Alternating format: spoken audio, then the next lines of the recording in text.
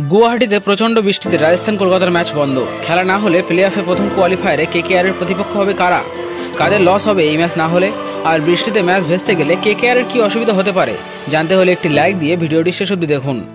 আইপিএলের গ্রুপ পর্বের শেষ ম্যাচ বাকি, কিন্তু এখনও প্লে অফে দ্বিতীয় ও তৃতীয় স্থানে কোন দুই দল থাকবে তা নিশ্চিত হয়নি।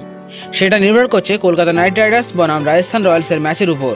গ্রুপের শেষ ম্যাচে খেলতে নামবে এই দুই দল, কিন্তু তার আগেই গুয়াহাটিতে বৃষ্টি শুরু হয়েছে, এখনও টস হয়নি। যদি খেলা ভেসে যায় তাহলে বড় ক্ষতি হবে রাজস্থানের, সাথে অসুবিধা তৈরি হবে কেকেআরের জন্যও। এই মুহূর্তে 19 পয়েন্ট নিয়ে শীর্ষে নিজেদের জায়গা পাকা করে নিয়েছে কেকেআর, অর্থাৎ প্লে অফে প্রথম কোয়ালিফায়ারে খেলবে তারা। কিন্তু দ্বিতীয় স্থানের জন্য লড়াইয়ে রয়েছে সানরাইজার্স হায়দ্রাবাদ ও রাজস্থান রয়্যালস। নিজেদের শেষ ম্যাচে পাঞ্জাব কিংসকে হারানোয় হায়দ্রাবাদের পয়েন্ট 17, আপাতত রাজস্থানের পয়েন্ট 16। তবে শেষ ম্যাচ জিততে পারলে সঞ্জু স্যামসনদের পয়েন্ট হবে 18। সেক্ষেত্রে প্রথম কোয়ালিফায়ারে কেকেআরের বিরুদ্ধে খেলবে তারা। কিন্তু যদি খেলা ভেসে যায় সেক্ষেত্রে দুই দলের মধ্যে পয়েন্ট ভাগ করে দেওয়ার পর রাজস্থানেরও পয়েন্ট হবে 17, অর্থাৎ রাজস্থান ও হায়দ্রাবাদের পয়েন্ট সমান হবে। সেক্ষেত্রে নেট রান রেট ঠিক করবে কোন দল দ্বিতীয় স্থানে শেষ করবে। এই মুহূর্তে হায়দ্রাবাদের নেট রান রেট 0.414, কিন্তু রাজস্থানের নেট রান রেট 0.273, অর্থাৎ হায়দ্রাবাদ এগিয়ে রয়েছে নেট রান রেটের দিক থেকে।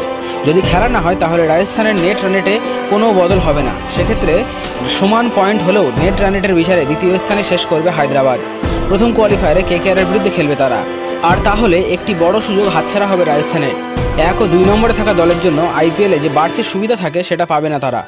একই সাথে প্রথম কোয়ালিফায়ারে কেকেআরের সামনাসামনি হবে বিধ্বংসী হায়দ্রাবাদের, যারা এই মুহূর্তে রেড হট ফর্মে রয়েছেন।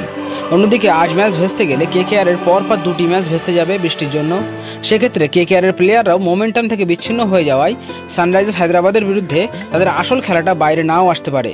সেক্ষেত্রে প্রথম কোয়ালিফায়ারে জিতে ডাইরেক্ট ফাইনালে যাওয়ার সুযোগ হাতছাড়া হতে পারে কেকেআরের। বন্ধুরা, এই ব্যাপারে আপনাদের কি মতামত কমেন্ট করে আপনি জানান আমাদের। তবে আপনি যদি মনে করেন যে প্রথম কোয়ালিফায়ারে কেকেআরের প্রতিপক্ষ যে দলই হোক না কেন তাদের সহজেই হারিয়ে কেকেআর সোজা ফাইনালে প্রবেশ করবে, তবে ভিডিওতে একটি লাইক দিয়ে আমাদের চ্যানেলটি সাবস্ক্রাইব করে রাখুন। বন্ধু